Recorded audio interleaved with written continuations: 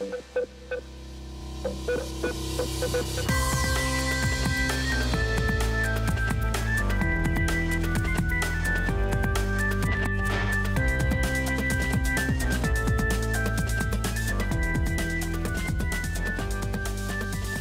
back to Burn the Haystack with Josh and Jesse. I'm Jesse. And I'm Josh. And this is a show all about saving the best and burning the rest. Well, I am Josh. You are Josh. Let's get that clear. But unlike the previous Josh, I have a bit of facial hair going on. That is true. Your facial hair game is much better. He just has hair. Yes. Now, here's the thing, though, Jesse. I have this saying that my dad used to tell me, because my dad has the same hairline I do. He's like, you can't have hair and brains at the same time. Oh, quickly. Let's pause this. I'm going to go to the barber real quick because I think I need that. Yeah. My problem is that my hair is thinning. I'm sure you can see that. But my wife, Karina, has this thing where she loves to play with people's hair. Like she used to play with her mum's hair, and her mum has thick African hair. Yep. And I don't, but nevertheless, Karina still loves to play with something. So if I'll be honest, if I could have my way, I would shave it off like you have, because I think it's cleaner to have a shaved head than to have thinning hair. But she just won't let me. So you see, my wife plays with my beard. It's like a comforting thing, like a teddy bear almost. Okay. But the challenge is that when it comes to shaving your head, you've got to like shave your head with like the razor at least 2 times a week. Okay. So it becomes very onerous. Yep. Are so you're a razor guy? You're not like a shaving, like an electric shaver guy? Yeah, I'm a razor guy. So I get like the shaving cream and cover my head and then get the razor and go for gold. How do you do the back? Because I've always wondered that. I grab my razor. This would be really funny for those who are like watching a video version. I grab the razor as you normally would if you're like, I don't know, shaving your face. Yeah. Except you kind of hold it upside down. Oh, okay. And then just get your hand behind and go up. And the first once or twice, it's a little bit scary. Yeah. And so the first time I got my wife to try to do it, but she just was too cautious. Like sometimes you got to be rough. Yeah. So just after that, just went all the time, fine, no issues. I do cut myself occasionally, but generally it's on the front of my head where you've got like, you're closer to where the scalp bone is. So right. Yeah. Oh, that's interesting. Oh, I never knew that. There you go. There you go. Randomness. So hey guys, we are Josh and Jesse today, and we actually will be Josh and Jesse for the next few weeks, but we've got a different Josh today.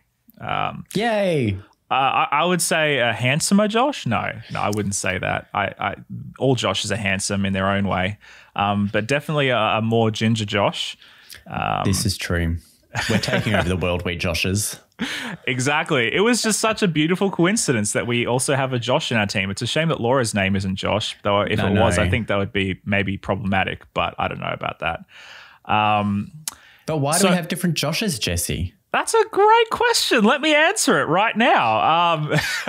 So if you guys have been paying attention the last few months, really, you'll know that Josh and his beautiful wife are pregnant, and they are actually pretty well due right now. So we had a bit of a chat a little while ago, and we said, hey, look, when you guys are getting close to being due, we'll just get you to step off the team so that you can focus on like more important things, aka the baby. And but we thought if we're gonna do that, we could be also a little bit clever and a little bit smart, and we could fill the void with Josh's so you guys don't even notice that he's gone. But I don't think that will actually work. Except if you're watching like a YouTube version or Josh's voice inside and out. Yes, this is true. Let's just be clear. We didn't say to Josh, please step aside. Please leave. To fill the seat. Please leave. He said, hey guys, when I'm having a baby, I would like to be able to spend time with my baby and my wife. Which is totally understandable. Yes. Even though I think podcasts are more important than babies, but maybe that's just my priorities. That's because your podcast is your baby. That's true. I have no pregnant wife, so I guess I don't really know what it's like. Yeah. So even though Josh Stothers is stepping out for a few weeks to focus on the baby and everything like that, the Josh void will be filled. So our very own what do you call yourself? The beardy Josh? The bearded ginger. The bearded ginger is stepping in for this week, and we will have a few other Joshes. It's almost like a Josh buffet for the next few weeks. There's going to be a different Josh every single week. So I hope you're excited, because I am. So how about we give people a bit of a game to play when they're watching this episode, or when it drops and we have the link on Facebook or whatever that is, they need to guess who the next Joshes might be. Oh, yes. All right. So put in the comments, if you're watching this on YouTube or on Facebook, or sending us an email, who do you think the next Josh might be? We do. Dude, I know a lot of Joshes. It seemed like for a time in the 80s and 90s, everybody was calling their baby Josh. Well, Josh is, for like 30 years, has been one of the top 10 most popular boys' names. So it's crazy. There's going to be a lot of us out there. And as we were brainstorming the possibility of Joshes, I think we came up with like 12 options without even thinking. Dude, it was heck easy. It was so easy. Yeah. So that's cool. The other thing that we got to let you guys know is that we're actually 3 episodes away from our end of season break. So we have this week's episode next week, and then our final week, which is on the 24th of June, yes, will be our final episode. I just had to look at my calendar and remind myself which is the 6th month of the year. So yeah, episode 112, 113, 114. After 114, we will be taking a break for a month, for the month of July, and we will be back on the 5th of August. So I just want you to prepare yourself for the eventuality of our... We're not breaking up. We're just taking a break. So yeah, but the benefit is for those who have come to the podcast later in, podcast history. Yep. That month is perfect time to go back and binge the episodes they've missed. Absolutely. People tell me all the time about how like they've started listening and then they go all the way back to like episode 1, and I cringe because I want to delete that episode because I think it's so cringy, but I'm like, I can't because it's episode 1. So if you want to go back and cringe with me and Josh Stothers, you can totally do that. But hey, there were some good episodes early on as well. There were some great episodes. Some of the first 20 episodes were just like content within, I suppose, the Adventist circles that needed to be spoken about, that people were having conversations about, but not publicly. Yes. And that is what we strive to continue to do, including today, because today we are going to be talking about spiritual giftings, about abilities and special talents that people have in the church, and some of the tensions that we can see in the midst of that. This was your idea, Josh. So how would you sort of describe where you came from with this idea and sort of what it looks like in your mind? So I'll give you the short version of this, is the whole idea that if you're a teacher, you must be in children's ministry roles. That's just, I suppose, everyone's preconception. If you're a teacher, you're good with kids. Hopefully that's the case. But hopefully. I've actually done some spiritual gifts tests with people and found that a lot of teachers don't necessarily have the spiritual gift of teaching. Interesting. Wow. I would love to dig more into that. Why? Do you have a theory about why that is? Well, do you want to save it, or do you want to talk about it now? Let's dig into that in a little moment. But before we do that, we've got to do something that we always have to do on Burn the Haystack. And what is that, Jesse? Oh, that is, of course, the question of the week. Does that sound like Josh? It certainly looks like Josh. If it was Josh, he would have his hands up in the air. The question of the week. All right. Anyway, sorry. We love you, Josh. I hope you're not listening. It's like a Mexican wave question of the week. Bro, I reckon if he could Mexican wave all the time, he would. That's just like how hype he likes to be. Just hype everything. Yeah. Okay. So the question of the week is, for you specifically, what was the best and the worst thing about being a kid when you were a kid? This is going to sound really odd to start with, but I actually think the best thing was the lack of like Wi-Fi broadband type internet. We had dial-up. And I think the beauty of that was that it meant you couldn't spend time just on devices. So we would get out and get dirty by playing outside and would be out, actually getting fresh air and exercise. So I think that was one of the best things because we got to know our neighbors really well. We would do silly things and ride bikes through like underground, almost sewer systems. That's sort of very feeling. we'd play things like, cricket, but not on the Xbox or the PlayStation. Right. Yep. We'd actually do it ourselves. And actually I miss that aspect of being a kid. Just kind of having the ability also to just go out into society without the fears that perhaps we have these days of safety to the same extent. The worst thing about being a kid when I was a kid, let me think on that one while you answer part of the question as well. Okay. I know this is the sort of question that you could either go like really mundane or really dark with like the worst thing about being a kid, but whichever way.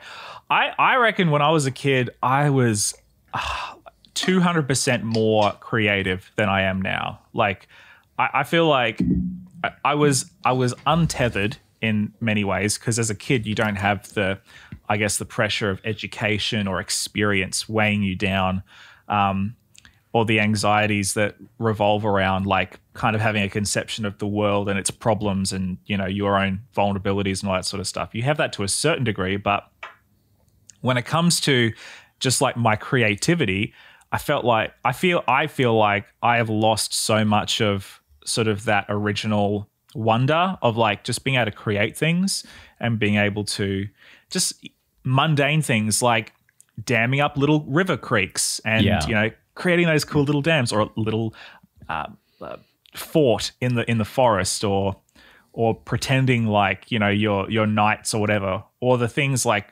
drawing and making things and building. And like I don't really do many of those things anymore, partly because like I don't know, I feels kind of like that's a kiddie thing to do, but even the spirit in which I did it, there was so much more wonder and like possibility and like I'm creating stuff and I'm slowly being exposed to different films and television that kind of expand my worldview. And now as an adult, I kind of feel like, oh yeah, I've seen most of it. I understand it.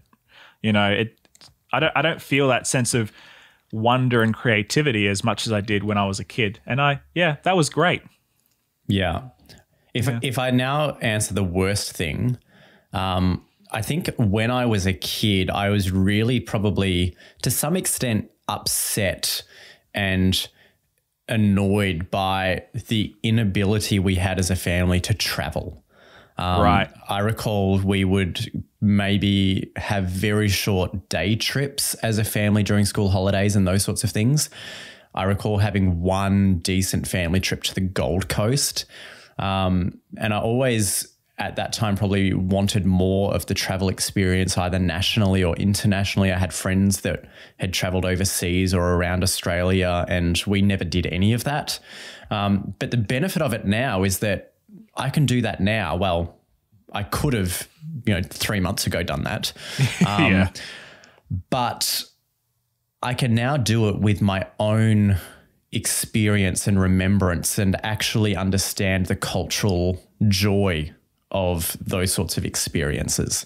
So I suppose that's kind of a good, bad combination, but that's what you're going to get from me today. Yeah. I think part of me definitely agrees and resonates with that. Like to this day, I remember the biggest trip my family ever did was to like the Grampians in Victoria. I went there like every year. That was like an hour and a half, 2 hours from my home. Yeah. That's all it was. We did the Grampians, we did the Great Ocean Road, we camped, we fed rosellas and king parrots in the caravan parks along the way. We stayed up all night listening to koalas scream at each other. I think the worst thing about being a kid is probably around the same lines, but maybe slightly different in that I think the worst thing was the lack of control over going to do things and, hanging out with my friends and all that sort of stuff.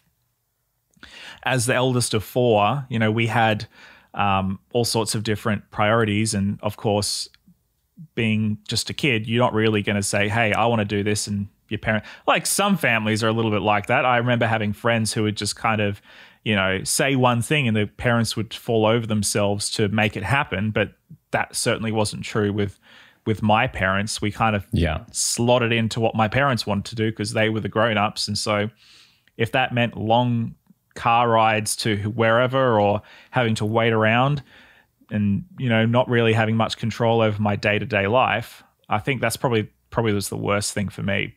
But I think to flip that into a positive is pretty easy because I recognize now that lack of control in some ways led to higher levels of creativity when it came to the things that I was creative in, whether it was writing or drawing or doodling or whatever. I'm just going to ask a question now. Is your lack of creativity now because you have too much control? Possibly. Yeah. Yeah. Like I think about this, like when it comes to even like I have a huge bookcase. Like if you're watching this, you can see my bookcase. It's full of board games, yes, but it's also mostly full of books. I think I've only read maybe 20% of the books that I actually own, probably. So I'm just going to move my camera for a moment because my bookcase is over here. There you go. So this is chockers full of books. Yep. And literally the only books that I have read are here. Yeah. Like everything else is like, I'll get to that one day. Yeah. You go to big camp and you're at the ABC and you're like, I'll pick this up. Or you go to a sale and you're like, oh, this looks good. But the reality is I would much rather watch YouTube on this or watch Netflix or whatever, play a video game, which is terrible because like there are certain things that I know, oh yes, I will feel a lot better if I do this. Exercise, reading, doing some sort of eating well, doing some sort of creative pursuit that is actually going to enhance who I am as a person. But because I have control over my life, most of the time I'm just like, yeah, I'm just going to watch a YouTube video, whatever. It's pretty bad. So possibly the worst thing about being a kid is also the best thing about being a kid. I don't know. Yeah, there is a little bit of that, but I didn't want to quite answer in that way. Yeah. So I would say, look, and again, you could get dark with this, but you could say that the lack of control, being a kid, it could be a really terrible thing if there are people around you that don't have your best interests at heart. That's where abuse happens and all that sort of thing. So that is as a sucky thing about being a kid, if that is your experience. But I had a family around me who, wanted the best for me, and I was never exposed to that. So that's a really good thing. I have friends who had the same circumstances, but the people who had power over them didn't have their best interests at heart. That's rough. So using your lack of creativity now as a springboard, when we talk about, I suppose, the challenges of being an adult, you've now got control, but the lack of creativity juice is flowing. Do you actually know what your spiritual gifts are? I have taken about 300 spiritual gifts, and they're always different. They're always different. So no, I have no flipping clue what my spiritual gifts are. Like I have an inkling about what I like and what I do, that when I do that thing, people go, "Oh, you're pretty good at that," or it goes well. But sometimes I feel like as a pastor, you're kind of required to do a little bit of everything. And so to a certain degree, I feel like I'm a little bit good at a couple things and I'm kind of average at most of everything else. Yeah. So no, I don't really know what my spiritual giftings are. Not really. I will see, for me, like my spiritual giftings, I think are fairly well known, not just by others, but by me. Okay. So mine would be things around like administration. So that being organized type of thing, when it comes to, say, church life, you know, running board meetings and getting the agenda together and making sure that the minutes are all well compiled and reading through the treasurer's report and understanding it. You know, man, I wish I had that gift because I do not have a clue when I read the treasurer's report. I just look at it and go, oh yeah, that's good. Yeah. I reckon every minister should do like an intro to business type unit, which will include things like how to read a finance report. Yep. So, yeah, so administration would be like one of my top spiritual gifts. I generally come out with a fairly high spiritual gift of leadership, which is interesting because I would suggest that in my experience, most ministers in at least the Adventist system don't have the spiritual gift of leadership. Interesting. Why do you say that? Well, you were at Avondale with me, weren't you? Yeah. We started at the same time, but you graduated 2 years ahead because you did a 2-year degree. Hey. I graduated 1 year ahead because I did a 2-year degree in 3 years. Okay. Yep. Yeah. So this isn't against Avondale, but I think this is generally Adventist education when it comes to ministry, is that we like to teach theology. Yep. We teach a little bit of kind of the pastoral care aspects, but we don't teach leadership. Yes, no, we don't. That's not even, I agree with you. That's a fact. Yeah. And so I was having a chat with my ministerial secretary about an issue I was having, and he asked a question about, you know, do you think that you or the other pastor could have the ability to lead through that? And I said, no, and it's not our fault, or it's not his fault, or it's not her fault, because we don't teach our pastors how to lead. We expect them to know how to lead, but we don't give them any of the skills. When I graduated Avondale and I started in New Zealand, I thought I was done. You know, I thought I had learned everything that I needed to learn to get into ministry. But when I actually got into ministry, I discovered that I had some serious lacking in these areas, particularly around leadership and managing people. Yeah. And I just had no idea how to do it. And so I was forced to, you know, read Craig Rochelle or Andy Stanley or John Maxwell or whoever, you know, it was at the time, because I realized actually my education has not even begun when it comes to some of this stuff. Yeah. Yeah. And the thing is, like, there's actually a strong, for ministry students at least, there's a fairly strong placement type component, but it still doesn't quite cover all that it could. It certainly can't cover all that it should. And that's simply because there are things that you might need in ministry in year 20 that don't exist when you're a student. And you and I are experiencing that now as ministers. We're trying to minister, pastor, lead through a global pandemic of which no one was preparing for. Like, we didn't know what this would be like. So we're making it up as we go along. Every leader across the world is making it up as they go along, and that's okay. You know, you can't prepare for everything, but you can prepare for a lot of things. Can I make a somewhat controversial statement, and you tell me what you think?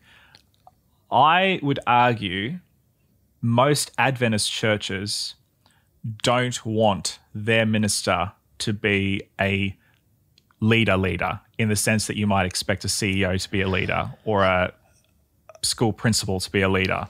Well, here's the challenge. I think established Adventist churches, and I want to distinguish between the established church versus the church plant versus the established Adventist versus the younger Adventist Christian as well. I think a lot of people say the age 30 and under are looking for more of that leader mentality. And I think that's because of what you were sharing just before around we've got access to YouTube, we've got access to Instagram and Facebook. We see the likes of a Brian Houston or a Stephen Furtick or a Craig Rochelle or a Kerry Newhoff or a Rick Warren, and we see what leadership in ministry looks like.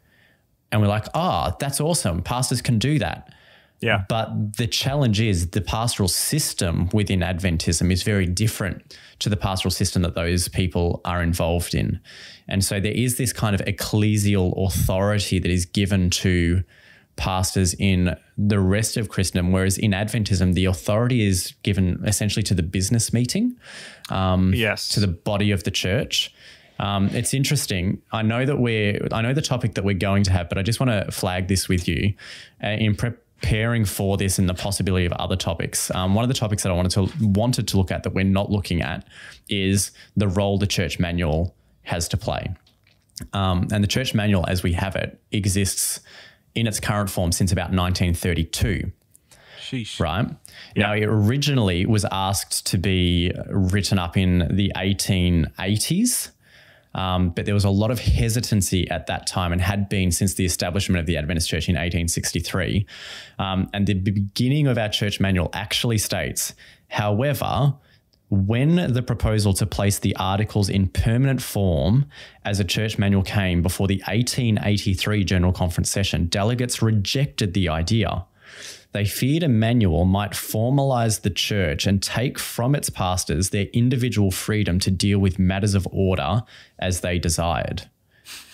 And so in our kind of church context, we don't have that same authority as the likes of a Stephen Furtick or a Brian Houston, because we now have formalized it in the way of a church manual. Those churches that other denominations have, which are more their own entities and they almost have a membership to a denomination, there is that authority given to the lead pastor. I know pastors that are actually taking away pastor, like the lead pastor is no longer the pastor because of the pastoral care requirements, or not requirements, but expectations.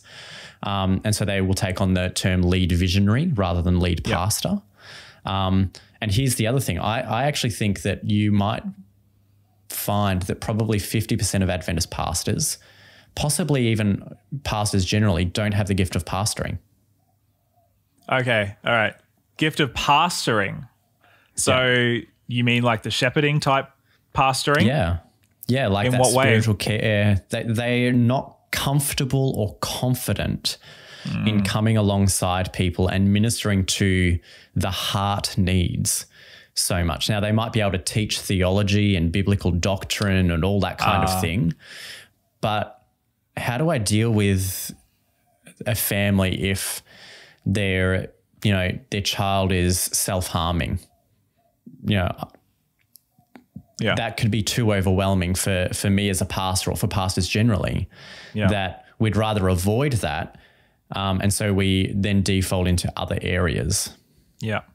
That's interesting. I find that so fascinating because, okay, so for this weekend past, we in New Zealand have just started opening up our Adventist churches, or all churches, for divine services, worship and all that sort of stuff. Limitations, but we can do it. You just said something that really annoyed me, Jesse. What? I despise the term divine service. Divine service.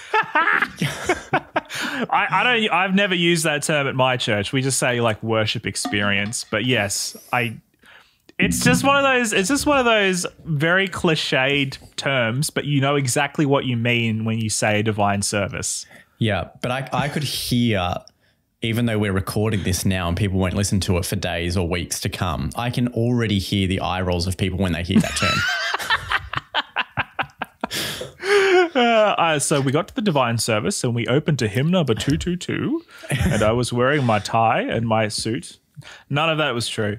No, but so we've been having church for the last this last weekend, just for the first time, 2 months, 7 weeks, whatever it has been.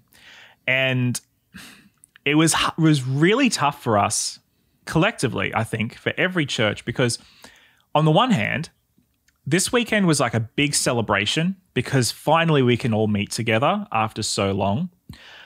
But there's also this huge shadow of like the death of George Floyd and the lasting effects of COVID-19, the rioting, the racism, all this stuff that's happening all around the world. Yeah. And I thought, I was preaching this weekend at my church and I was like, I can't not talk about it. I had another sermon planned, but I was like, I can't not talk about it. And I'm not the hero in this story, by the way. But I thought, you know what? I'll preach a sermon around racism in the church, and knowing I'm a white man, I'm not even a New Zealander, I'm an Australian white man preaching about racism. And I thought, you know what? I've got to do it, because guaranteed most of the churches in New Zealand, I'm not even going to go there, because it's just not something that we talk about in our church. So I did. And again, I'm not the hero, because I don't have all the tools and equipment to be able to talk about this. And this is only the start of a discussion. But I had a little bit of a wander around the different churches, those of them who put their sermons online, to see what they were talking about. Of the churches, I think 3 of them, all of it was in very general terms. Look at what's happening in the world today. Isn't everything terrible? All right, open your Bibles to Revelation chapter 12 or something along those lines. It was the same message, the same script.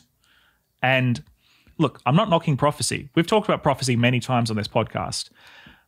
But when you have something like what is happening right now, and you do not meet it with empathy and talking about how horrible racism is and how it divides people and how the church should be the antidote to racism because of Jesus and his death on the cross. I preached on Ephesians 2 about how the Jews and Gentiles are, separated and they hate each other, and how Jesus is like this ultimate, bringing the two groups together into harmony.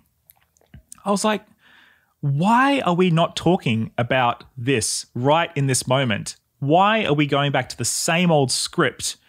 And it's just so dry and it's so predictable. And does it matter? I don't know that it does. Not in this moment. Maybe in a grand scheme it does. But this is where it comes down to the fact that I think pastors generally struggle when it comes to pastoral care, that shepherding thing, especially corporately, because even individually, pastoral care is one of the most draining parts of ministry. You can sit with someone or a family for an hour or two in a really tough moment, and you go away and all you can do is sleep because it takes the energy out of you. And in our version of ministry, there's so much more that's required of you. So we try to avoid the areas that will drain us too much so that we can focus on in the other areas that we need to achieve. Yeah. Yeah. So, and it's not good. We all do it to a certain degree. I think we all do it. It's around preservation, you want to make sure that you're offering the best version of yourself, but at the same time, offering the best version of yourself needs to be offered to the best situations as well. Yes. Yes. So, I think which leads us pretty well into, spiritual gifting in pastors vocationally. Let's talk more about spiritual gifting in the church at large. 33 minutes in, we'll get to it. But you started out with a really interesting statement that to kind of launch us into this discussion of when we look at the different spiritual gifts and abilities present in our congregations, we often make assumptions as to who should go into what role, aka teachers should be Sabbath school teachers, or sound engineers should be on the sound desk, or whatever the case may be. I guess, where do you want to start with this, and why do you think this is important for us to talk about? Well, I think it's important to talk about because with the idea of teachers in Sabbath school classes or children's Sabbath school classes, essentially, so school teachers in children's Sabbath school classes, the challenge that we have there is that mentality for me is filling a role or filling a gap. It's not allowing people to minister in their area of passion or expertise. So just because someone vocationally works with children, that doesn't necessarily mean that's their spiritual gift. It certainly could be a gift.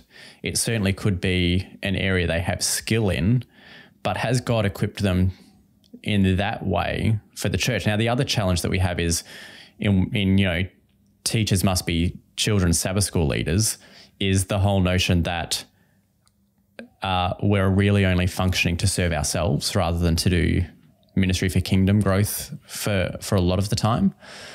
So when it comes to, say, children's Sabbath school being school teachers, what would happen, and this is, I suppose, a challenge at some specific schools or some specific churches where that school teacher teaches at the local Adventist school of which those kids are in that Sabbath school class, and there can be too much of a crossover at times.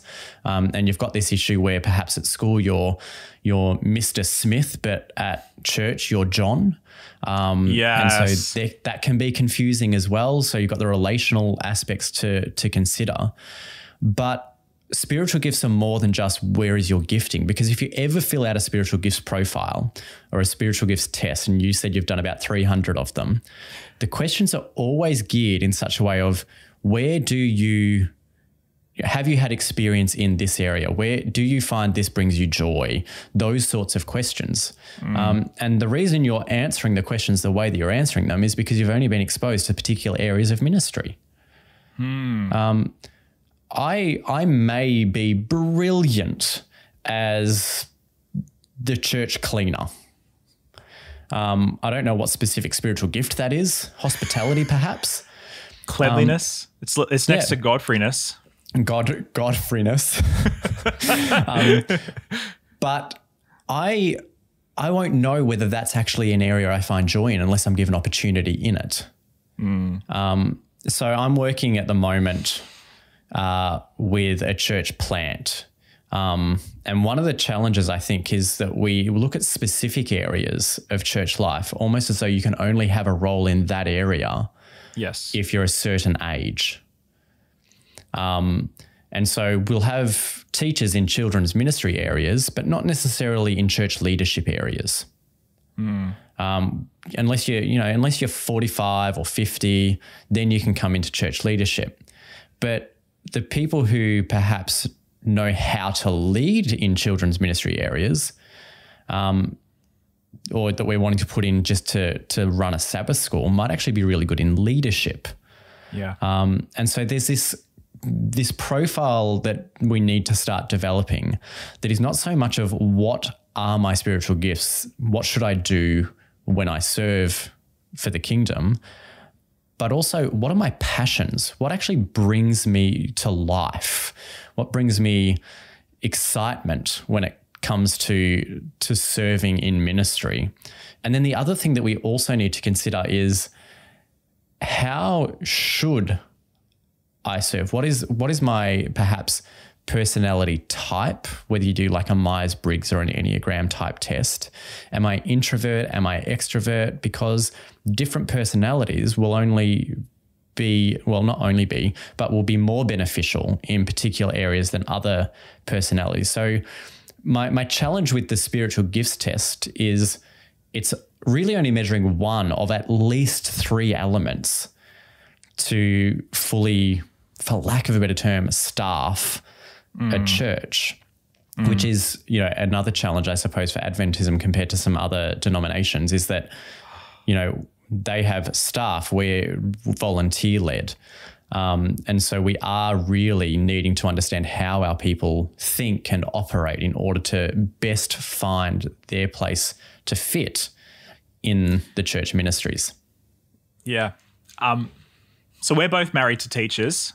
So I think that example definitely hits close to home for both of us. The amount of times that Karina's been asked to, or the amount of times that I've been asked to ask Karina to do the kids' story or to lead the Sabbath school, and I've had to say no without asking her, because I'm like, no. Well, here's my thing with that. Whenever I get to a church, my first conversation with the board is, I am here as your pastor. My wife is not here as your pastor. If you want her to be involved, by all means, but don't ask me to get her involved. You need to know her. You need to have a relationship with her to ask her yourself. I'm not even going to provide you with her phone number. You need to have formed enough of a relationship with her to have her phone number in order to ask her to be involved. That's a good way to do it. That's a good way. Because the reality is we have a system It's a messed up system. So, look, I got a few church members who are like ex-Salvation Army, Pentecostal, all that sort of stuff. They see the pastoral wife as a pastoral team. Yeah. And many people still do. The only problem is they ain't paying her to be on the pastoral team. She's just the sucker who said yes to marrying the pastor, or he to her, you know, as often the case is. 30 years ago, that would have been okay, because 30 years ago, both parties to a couple weren't needing to work to actually live to survive. Right. That's also a really great idea. Thanks. I was about to say thanks, boomers, but I was like, oh, I don't know. But you just did. Yeah, economically, yeah, we live in a world where the dream of the domestic goddess is not really workable. You know, Emma and Karina both, they need to work. But here's the thing, though, you've got to, even in your marriage, in your home, you don't necessarily just go, oh, Karina is the female. She's going to cook. She's going to clean. She's going to rub my feet type of scenario. Exactly. Although, Emma, if you're listening, foot rub would go down really well. In my household, because of the job that I have, you know, Emma's at school all day. Because of the job that I have, I'm at home more often than she is. So if I've got a moment, I'm going to vacuum. I'm going to wash the windows. I'm going to clean the dishes. I'm going to do the laundry, but that's largely because I have issues with how she does the laundry, and I'm a bit OCD in that way. I'm going to start cooking dinner, even though she's a teacher who teaches home ec and she cooks amazingly. Right. But it's not that, oh, I'm going to make you do that because traditionally we expect that. Totally. It's I'm going to actually assist you because we're in this together. We're a team. We're working towards the same goal, which is that we can both just relax at the end of the day. Yep. Yes, and that's what it's all about. I'm the same. You know, I think most young pastors, Josh Stothers is the same with this. He does most of the cooking. I do most of the cooking. My brother, he's not a pastor, but he's the same as well because he's home. His wife is a teacher as well, and he's a nurse. So when he's not in, in the ward, shift that work, he's at home, he's going to cook. I think it must be a millennial thing. It's interesting, you know, because talking to some of my friends who have become parents, it's interesting the reflections that they've had where like the wife will often be still working or will, you know, have to be at home, maternity leave, then she goes back to work, and the husband will be doing a lot to help with the baby. And I've talked to friends where they're like, this is so weird because my dad never changed my nappy. My dad never fed me. My dad never did this. It was always my mum, you know, 30 years ago. The dad did nothing, basically, or at least that's how they would have us believe it. And the mum did everything to do with the cooking and the cleaning and the baby and all that sort of stuff. And I'm like, how does that even work? Like,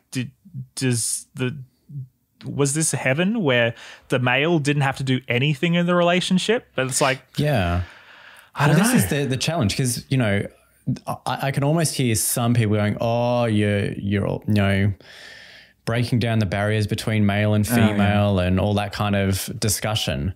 But biblically speaking, in that conversation, where can you show me that the wife is the one to be that domestic goddess and the husband just sits watching Netflix with his feet up? Totally. Even to do with our translation, like when we read Genesis chapter 1 and 2 and it depicts how God makes a helper, we think of helper as the slave or the servant. Yeah. But the biblical word Ezer is completely different. It's the perfecter. It's the completion. It's totally different. It's the equal. Equal partnership. Yeah. We're veering off, man. But I'm sorry. It's the other thing that I wanted to talk about, which you touched on, and I was like, I really think it would be helpful for us to talk about this, is this idea of what makes you come alive when it comes to your spiritual gifting. Because in my experience as a church pastor, there are very few people, and this is going to sound really negative, there are very few people that I know who, if I was to ask them, in your role, whether you're the deacon taking up the offering, or the kids ministry person, or the person on the sound desk, or whatever, does this bring you like supreme divine joy? Like, does this make you feel alive and happy to be a Christian? Does this like energize you? I would say that most people would be like, no. Either it's okay, I can deal with it, or it's draining and I'm burning out. I don't know about you, man, but when it comes to some of the, I suppose, staff management, human resources management, when it comes to that part of my role, most of that is trying to fill positions where somebody has burnt out, or they've quit, or somebody's done something to upset them and so they've quit, or whatever. And it's just the worst. Yeah. It's just the worst part, because I want to believe that you as a person, aka the person listening to this or whatever, you have a spiritual set of giftings and abilities that God has given you that, when applied in a specific area of ministry, make you absolutely come alive. Yeah. And that fills you, fuels you, makes you excited to be a follower of Jesus, and helps you to be able to encourage other people to be followers of Jesus as well. Yeah. But that seems like a fantasy most of the time, at least in my experience, in my real world experience. And I want to believe that it's true, but it's sometimes hard for me to believe that it's true, given the reality of what I deal with. I don't know. What do you think on that? I think that's that filling the role, filling the gap type of thing. Like, how many times have you been at a church and just saw the person leading the praise and worship section, whether you're singing more contemporary or more traditional songs, and they've just got a scowl on their face? Oh, yeah. That just should not that bring you joy if that's your spiritual gift, if that's what you're doing for God. But I think part of the challenge is that we've almost made the roles about the Sabbath experience rather than ministry and kingdom building. So Children's Sabbath School is a great role for Sabbath, because obviously we're there. And it certainly can build the kingdom. But when it comes to things like, one of the changes that I've tried to make in churches that I've been a part of is that teen ministry is not about teen Sabbath school. It's about teen ministry. It's what happens during the week. Are you socializing together? Are you caring for these people? And so one of the challenges is firstly recognizing that the roles are not necessarily Sabbath specific. Biblically, again, the deacon-deaconess role, taking up offering and lifting the cloth off the communion table, like I can't make an argument for that. We've taken a term and utilized it in a church context, a meeting context, but forgotten the meaning of the role. So we look at even Jesus as the ultimate example. Didn't have the title pastor, as we would expect. Certainly had thousands of people that were following him, but had 12 that he really was close to, and then 3 that he really invested in. So from a pastoral care perspective, maybe we need to think about the fact that we can't expect the pastor to pastorally care for 150 people in this congregation if Jesus really only did 3 to 12. Yep. I know of a pastor who, when we were going through Avondale, he was so proud of the fact that he did a professional development with us. He was so proud of the fact that he visited every single member in his congregation. Yeah.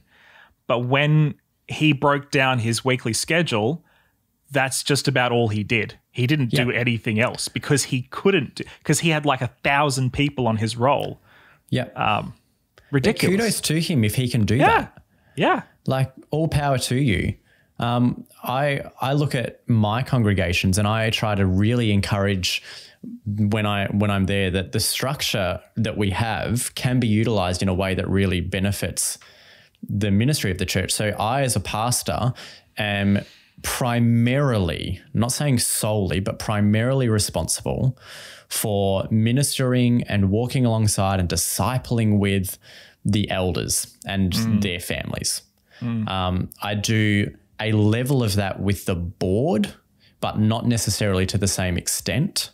But what I then expect is that the elders do that primarily with the board members and their families. And then the board members do that primarily with the ministry teams that they are responsible for. And hopefully, it's like a trickle-down effect. Yeah, hopefully everyone is then pastorally cared for in that way. Now, you often will miss out on people that way because not everyone is involved in the ministry aspects of the church that we have. And that's where, having a team of pastoral carers, of elders and pastors really helps in that regard. But again, if I as a pastor don't have the spiritual gift of pastoral care, how do I train and equip my church members to have that spiritual gift? So it's really important for me to know who has that gift in my congregations, which is why I think a spiritual gifts assessment is a really solid tool, something that we kind of need to have to understand what the current giftings are so that we can draw on the experiences of people to help train and equip the greater church as well. So by way of example, I have, in one of my previous congregations, I had a couple of people who were really good at finance. Now, one of the ministries we could offer as a church is like financial management kind of courses. We didn't, but we could have. Why would I as a pastor take that course? Like, let me draw on the experience of these 3 or 4 people over here to take that course. Those people certainly could then, as a spiritual gift church role, could come into the treasury team, and that's great. But wouldn't it be better if they weren't the treasurer, but perhaps a mentor to the treasury team, equipping people in an area that they might have an interest in but have never had experience in? Could they not help develop a spiritual gift in someone rather than just kind of going, oh, you're an accountant, that's your job? Yeah. We have one accountant at my church, and if she ever moves away, or we're not going to have a head treasurer, it's going to be horrible. It's going to be a disaster. Yeah. Yeah. But this is where that discipleship part of ministry comes in as a crucial aspect. And, discipleship, again, is a spiritual gift. Can we teach people how to disciple? Because, you've been in the ministry for this, your 5th year? 4th year? Something like that. Yeah. We have this idea of the pastor has to give almost all of the Bible studies to people for baptism. Yep. I don't understand this. Why? Anyway, that's a whole other discussion for another time. Go therefore make disciples. Go therefore and pastor and make disciples of everybody on your own. No, but it's you give the Bible studies to get someone to baptism as though that's the discipleship pathway. And then once they're baptized, all right, you've baptized that person, now go give this person a Bible study. Well, who's now discipling the person you were just studying with? Yeah. So I see all of these gaps if we're just focusing on spiritual gifts, because in smaller congregations, you're not going to have everyone or all of the spiritual gifts listed to cover off all of the ministry areas. That's actually possibly a positive thing because it allows you to then have someone potentially step up into a space that is not their ordinary gift area, something they've experienced, and they might give it a go and find that, hey, this actually is not just an area that I don't have a gift in, because a spiritual gift, as I said earlier, is based around what experiences you've already had. Yeah. But it might find a passion area where you can then develop that gift. Once you get training in something, you might find that it really is a gifted area. The spiritual gift of music, the people that we have up on the stage that might lead us in song. You only ever get that gift if you've actually been trained in music, generally speaking, except in the cases where the questions are geared, do you get joy out of singing? Right. So most people will answer yes to that question. But most people should not be on the stage. Correct. So then we're going to have discernment, which is yet another spiritual gift. Yes. And when it comes to our process of filling roles, the nominating committee being that process, you need to you need to use discernment in filling those roles, not as a notion to fill the role, but to I don't want to exploit the church members, but you want to capitalize on church members' gifts, talents, and passions in such a way that it helps the kingdom. But I think that's the fine line, isn't it? That's the fine line and the tension that we have to live in between exploitation and setting somebody loose in their area of joy, you know, and or expertise, whatever the case may be. Yeah. Right? Because ideally, you want a situation where it's a win-win. The church benefits as well as the person. Whoever is in this role, they actually have an opportunity to grow and to develop and to see their gift grow and multiply and become bigger than it was before, which benefits them and it benefits the church. But if you have that person in a position where, yes, let's say they're a music major or they're a professor or whatever, and they're really good at that stuff, but having to deal with people and their team and all the stuff that they have to deal with is absolutely just so draining.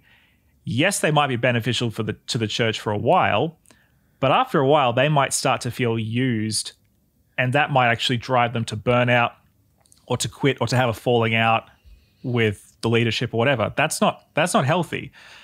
So it's such a hard tension to manage. It is. Yeah. It's a tough thing because we are dealing with people. We're not dealing with gaps.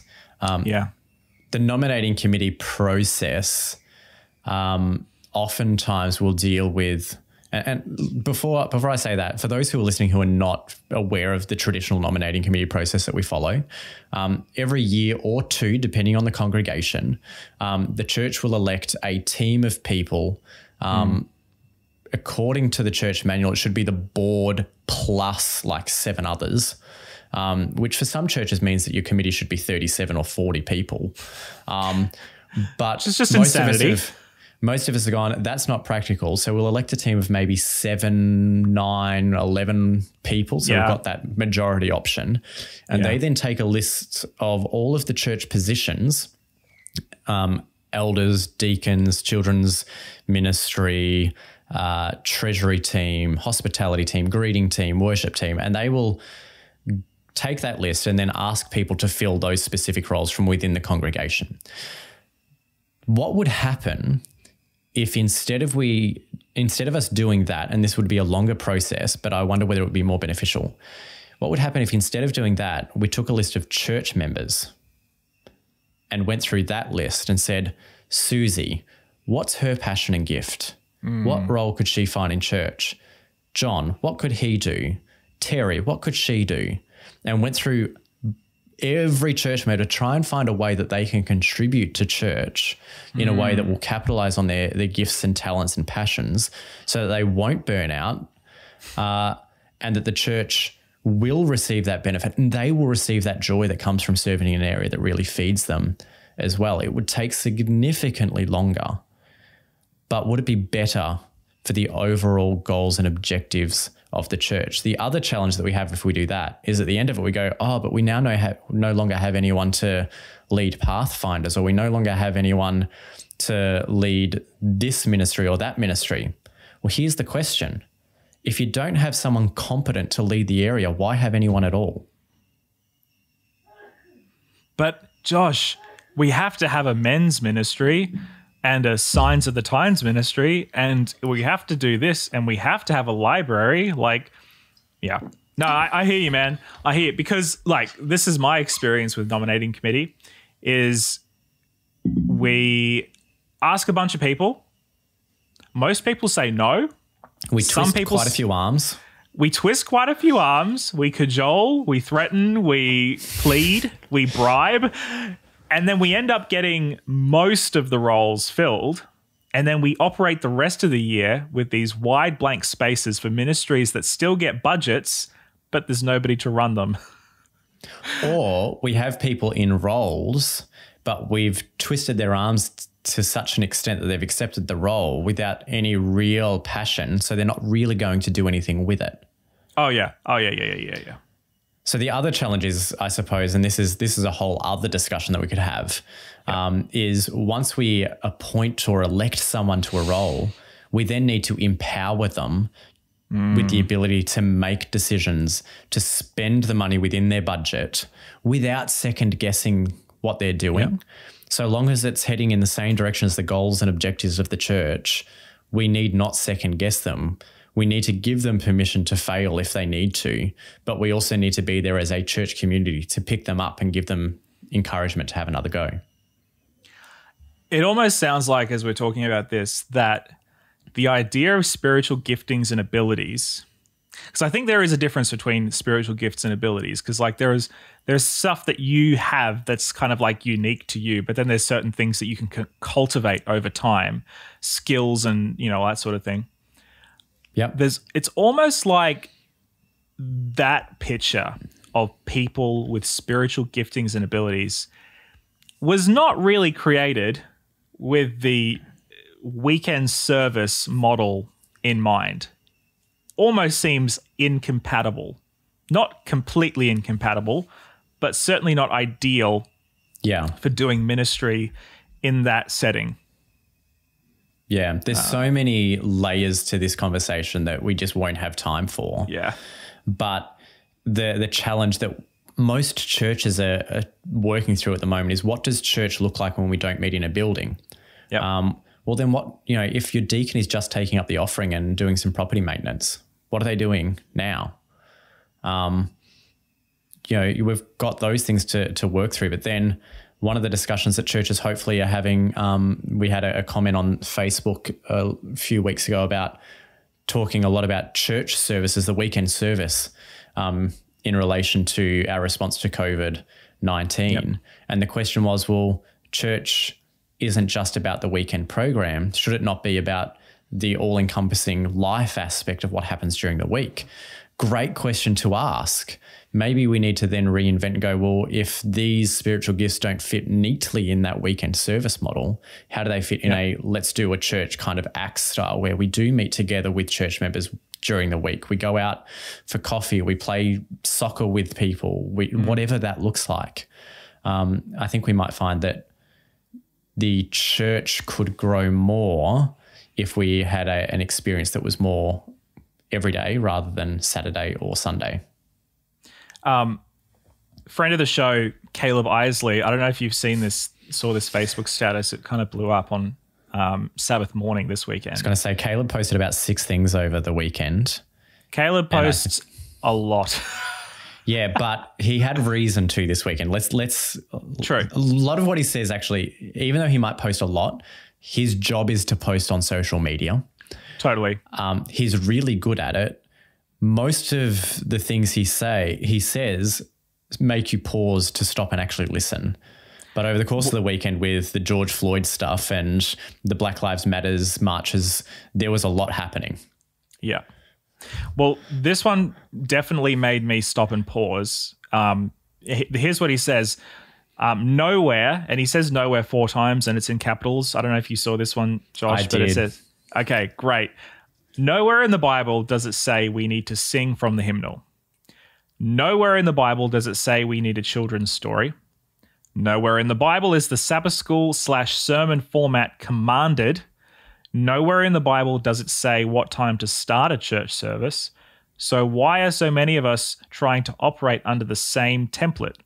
When churches reopen, why not delete the bulletin and come up with something new? Definitely made me stop and pause. I think the terrifying thing here is, at least for me and probably for most people, is that when I read that, I go, yes, that's spot on. That's great. But then what are you going to do about it? But then when it actually comes to it, it's like, I don't know what to do. So let's just fall back on what we know. Yeah. We need to give ourselves space to dream. Not just as, you know, Josh and Jesse today, not just as Caleb on Facebook, but as a church do we actually provide time to stop with key teams or even the whole church and say, what could things look like if we did things differently? What would be acceptable as a way of doing things differently? But because we get so busy and so focused on the Sabbath or the Sunday program, we go and put all our energy into getting the best worship set and a powerful sermon, dynamic preacher, great graphics, the greeters are on point, the coffee's on point if you're a church that's serving that. Your children's ministries have got great activities, the children's stories, not just a let's sit and read a story, but you've got the teens and the youth doing this drama thing, and there's so much focus put into that Totally. by the end of the program, we're all just spent, that we're not giving ourselves permission to dream, we're not giving ourselves space to dream, and instead we just get on planning the next program. Yep. This is a terrifying time for a lot of churches. I think it has been for a few months now, given that this has been such an unstable time and many churches have risen to the occasion and many of them have really struggled through. I think the prevailing thought that I keep coming to and that I keep hearing from you and from so many other people is that we cannot go back to the way things were. Like, this cannot be a temporary interruption. Kerry Newhoff talks about this. He talks about, what is it? The difference between an interruption and a disruption. A disruption. Because a disruption forces you to pivot and look at things in a totally new way. You move in a different direction. And I think this has to be a disruption. It's a negative word, but at the same time, I think that it also provides opportunities. And I think that has to be something that we take very seriously. Yeah. The challenge is ultimately, if your spiritual gift has only been able to be used in church, then it's not truly a spiritual gift, because a spiritual gift is a part of you. Yeah. And this disruption is showing, to me at least, so many passion areas that church members have that I had no clue of. And that's a blight on me as a pastor, not being aware of the passions of my church members. But it's also showing me that church members are not necessarily scared to stand up for things and to try things differently, but they've been caught up in this mold, this restrictive way of doing things, because they perhaps want to save face. Most likely it's they want to keep relationships healthy. And there are a generation of people or generations of people that really are comfortable with the way things are. And so the other balance that we need to look at when it comes to what things could look like is ensuring that we don't leave anyone behind. Yeah. And that's such a good point. I think, often in our haste and our passion to break new ground, it's definitely possible to leave people in the dust, and we don't want to do that. I had a conversation with David Gillespie, David Coit, and Michael Petrie from Innovation Church up in South Queensland. This past Sabbath, they helped me with one of my church services. Really interesting conversation. They're just not planting a church, but replanting a church. Interesting. And Michael made a comment there, which was so profound. He's studying international business, looking at change management. And he said, sometimes the only way to get through the ice, this is my abridged version of what he said. Sometimes the only way to get through the ice is not to wait for it to melt, but to smash it. There are times we need to smash through the ice, but there are also times that we need to allow the ice to melt and get the change that we might want or need happening that way. This conversation has gone from here to here to here. I love it. I love it. There's so much that, we've kind of just touched on and not gone into, because the focus of the episode is, spiritual gifting and how it fits the church. And spiritual gifting is something that is necessary for us to recognize that every church member has. But it shouldn't so much be for how can we utilize it for the church. It should be how can we utilize it so that this person, this child or daughter or son of God, is just invigorated to do ministry. And far too often it's been used in such a way, how can we exploit this person's gifts in such a way that the church can be sustained or preserved? Yeah. Yeah. I love what you said before, and I think this is, the best way to sum it up. It's part of who you are, It's not something that you can just turn on and off like a tap.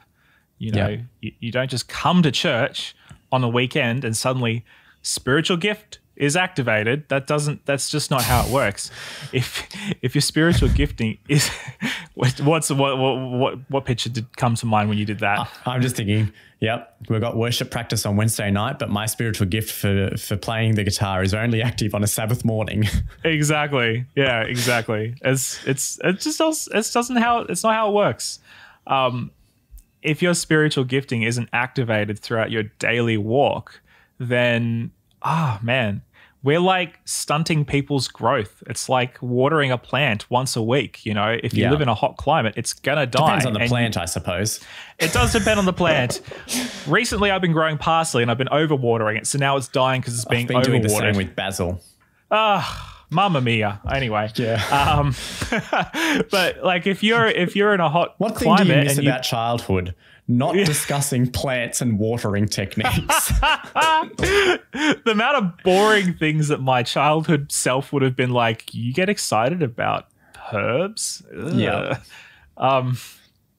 If you water a plant once a week, you might be able to keep it alive, but only just. It's like why we say you don't just eat once a week, when we talk about spiritual nurture and devotions and all that sort of thing. Same is true for spiritual gifting. If you have a spiritual gift and you're not using it at least daily, weekly, in different arenas, you use it or lose it, buddy. I don't know. Alive or thrive? That's the question we need to ask. Do we just want to exist with that gift? Do we just want to exist as a Christian, or do we want to thrive with the gospel mandate that's been given to us? Yeah. I think a really good example of a spiritual gift well used is Brooke Fraser.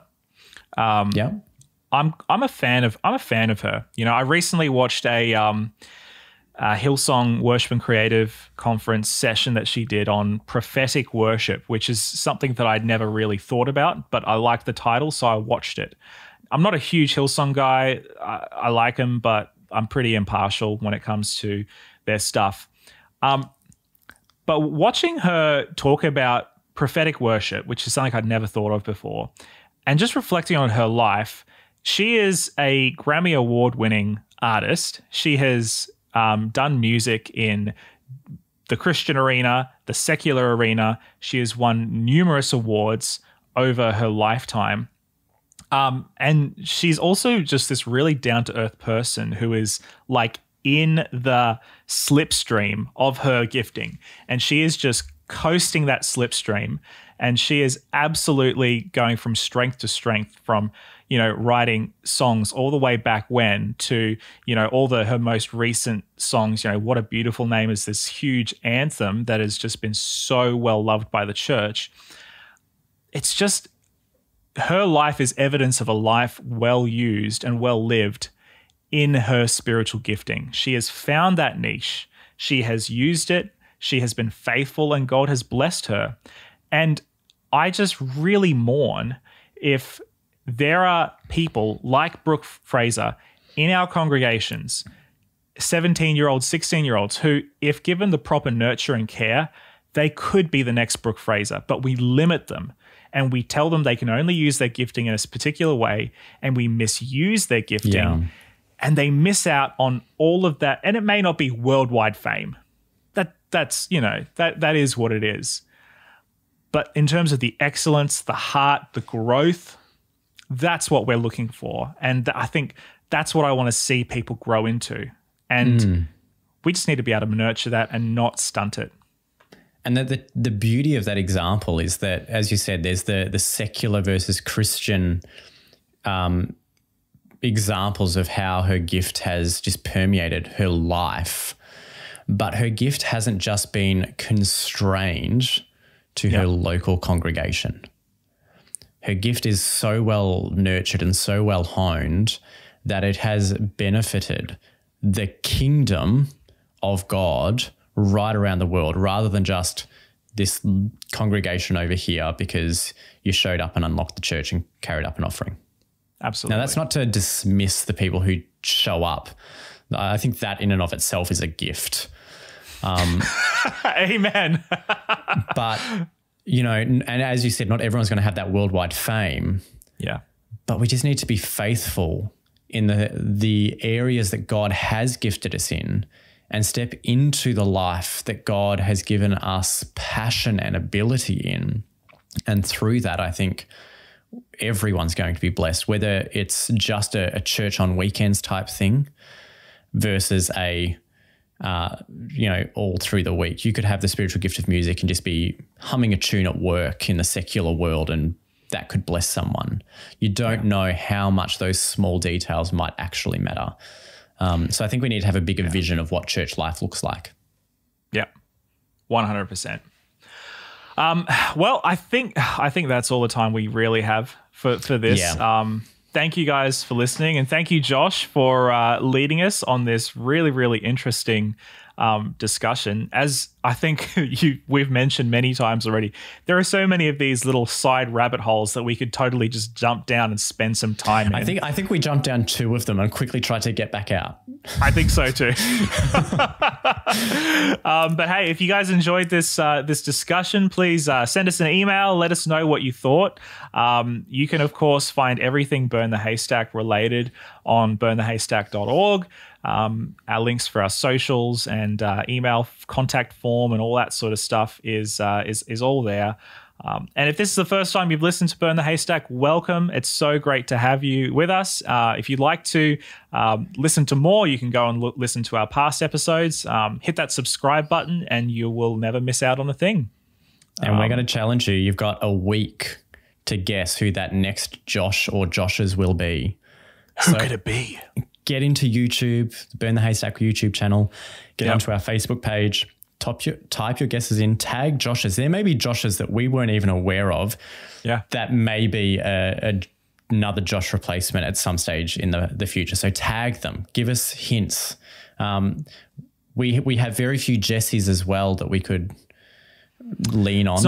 It's not a common name. There is of course one Jesse in particular that always makes his presence known.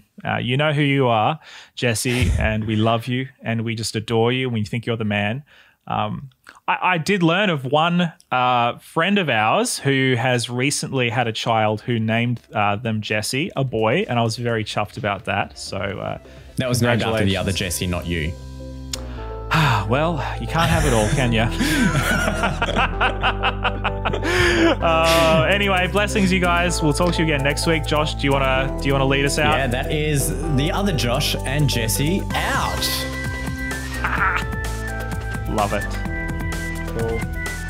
Thanks, man. Appreciate ya.